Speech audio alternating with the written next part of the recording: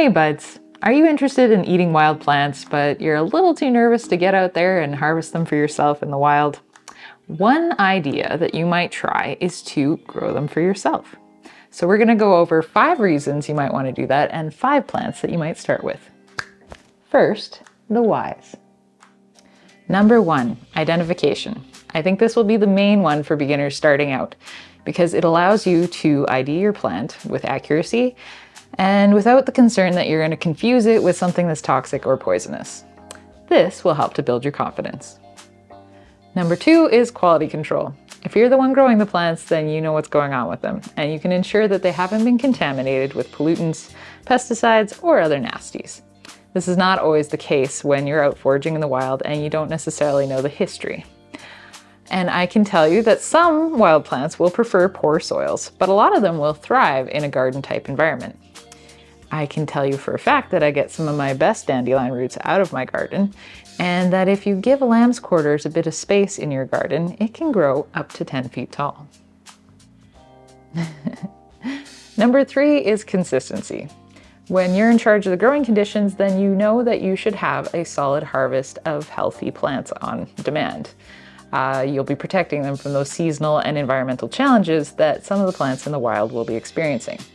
But it should be noted that those challenges actually do sometimes bring in nutritional aspects that you might want.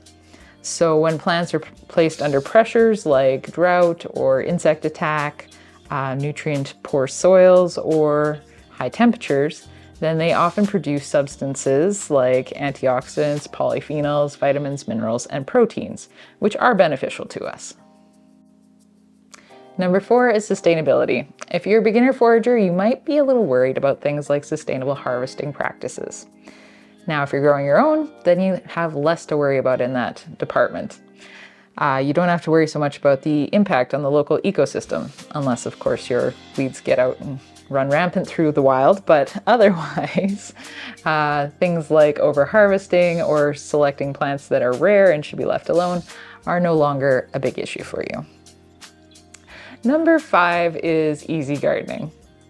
You will find that plants that have been labeled as weeds often are very successful. Why would you choose to grow high-maintenance exotic plants when you could instead do something with minimal effort and produce a marvelous gardening result? Some might say they even grow like weeds. Okay, so my excellent points have persuaded you. Now, where do you start?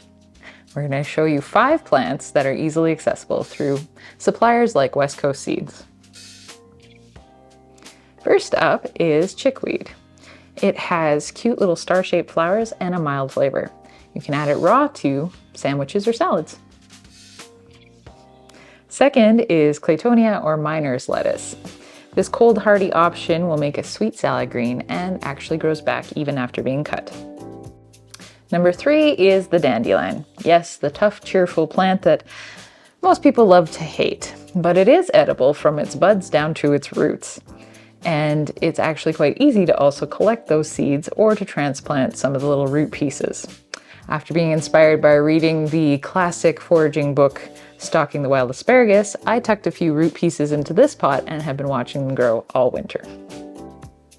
Fourth, we have purslane. So this weed actually contains more omega-3 fatty acids than any other vegetable. And so you should enjoy its thick, succulent leaves in your salad or even sneak them into something like a lentil quesadilla, which we've done in the past.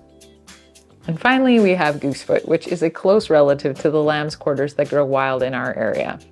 It is something that can be used in the place of spinach and is fantastic in an omelet or in a tasty dip. And if you check the links below, you'll find recipes for those. It also has edible seeds that both are nutritious for humans or birds. I will include links in the description below on where you can buy them and a few of the videos that we've done in the past that have recipes for these. Honestly, it's not that weird a concept. If you think about it, most of the plants that we do eat did descend from wild plants at some point. And in North America, we may call them weeds, but in other countries, they are often considered nutritious crops. A few words of caution though, you may wish to grow these kinds of plants in containers just to be safe. And if you're inviting over a farmer or an avid gardener, you're probably going to have some splaining to do. I don't know if you'll be able to convert them over to the weedy side, but I wish you luck, and I hope that you try. Now, if you're going to try growing any of these weedy plants, or if you've done so in the past, we'd love to hear about it in the comments down below. Until next time, keep it weedy.